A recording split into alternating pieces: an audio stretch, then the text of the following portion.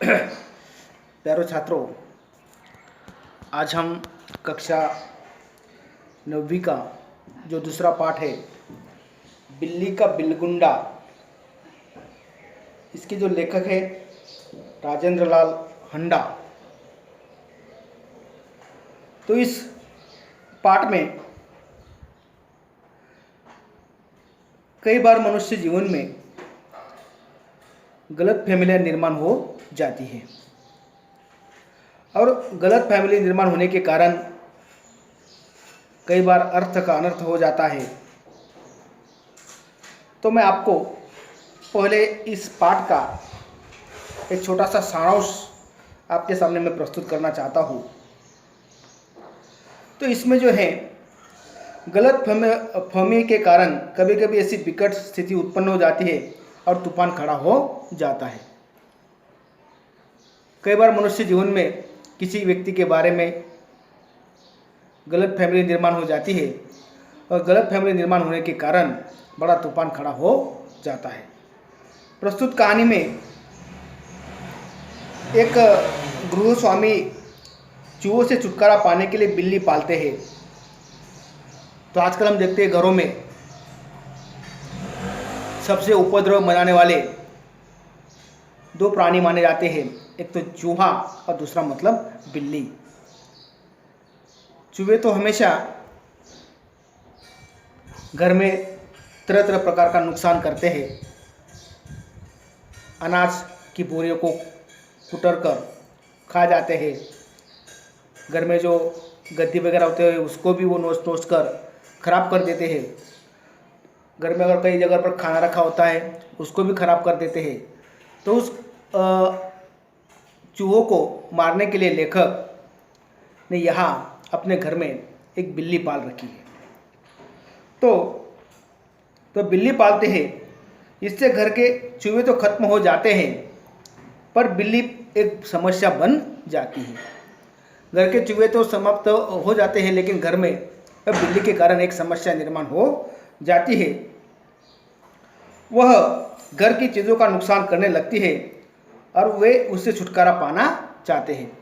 वो घर पे छुटकारा पाना चाहते हैं, नुकसान करने लगती है और लेखक उससे छुटकारा पाना चाहते हैं। उनका नौकर बिल्ली को बोरे में डालकर कहीं छोड़ने जाता है।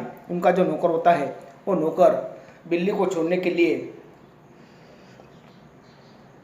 बोरे में डालकर उस बिल्ली को छोड़ने के लिए लेकर जाता है।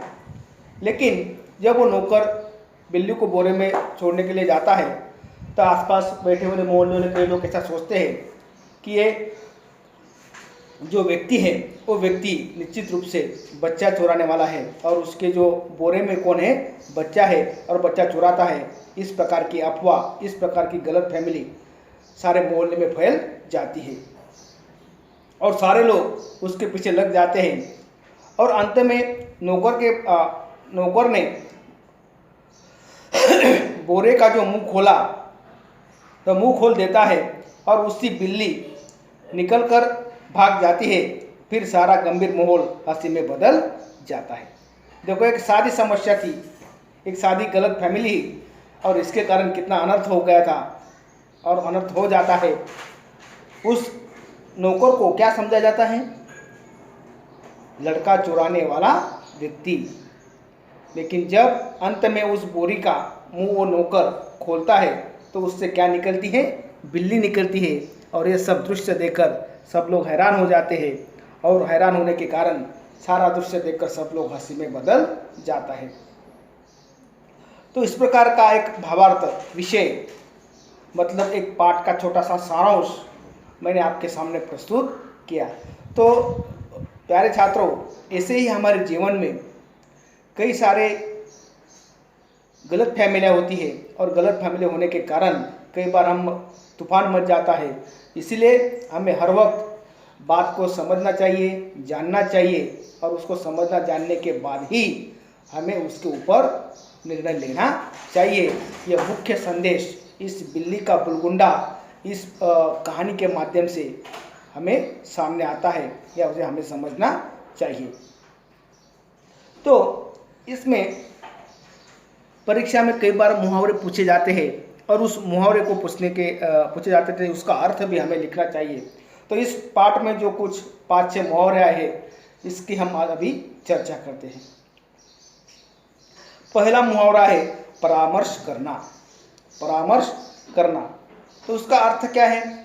राय लेना, सलाह करना। हाँ, दूसरा जो है मुहावरा आग बचाकर, अर्थ है चोरी छिपे कतरा जाना। तीसरा मुहावरा है तंग आ जाना, अर्थ है परेशान हो जाना। चौथा मुहावरा है सिर चढ़ जाना, मतलब उद्दंडता के लिए खुली छूट देना। पांचवा मुहावरा है टूट पड़ना, मतलब क्या?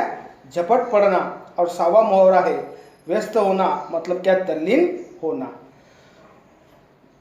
इस प्रकार के 5-6 मुहावरे हमने इस बिल्ली का बुरगुंडा इस कहानी में हमने देखे हैं। तो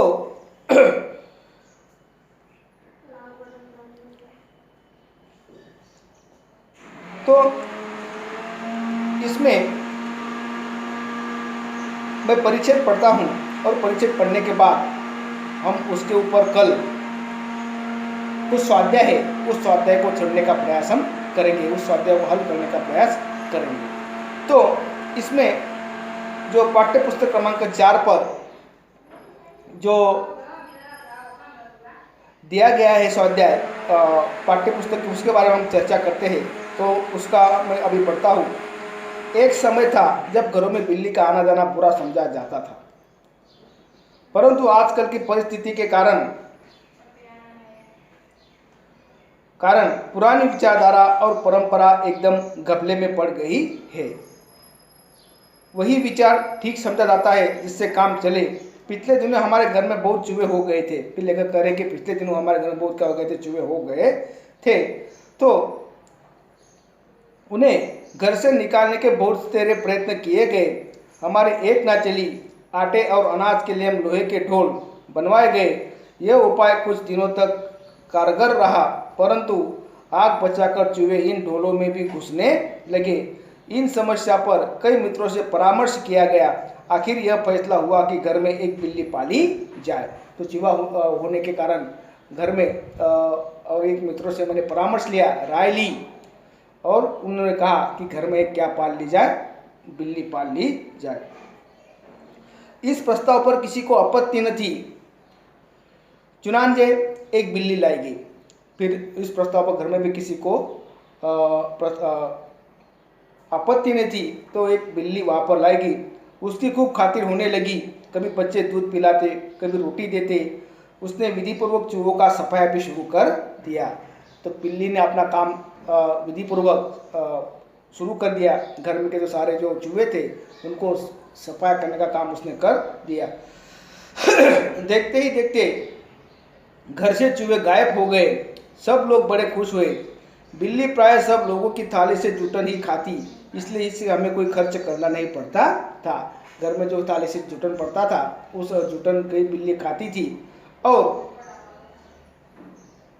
लेकिन 2 महीने बाद वह समय जब आ गया तो चूहों को तो हम भूल गए, लेकिन बिल्ली से तंग आ गए। हमने सोचा चूहे तो खाली अनाज ही खाते थे, लेकिन कम से कम परेशान तो नहीं करते। ये बिल्ली खाने में भी कम नहीं और हमें तंग करती रहती है। उसके प्रति अभी हमारा व्यवहार क्या हो गया? बदल गया। इस प्रकार इस परिच्छेद का हमने पठन किया है। तो इस परिच्छेद के ऊपर कल जो स्वाध्याय है या अगले तासिका में हम उस स्वाध्याय के बारे में चर्चा करेंगे।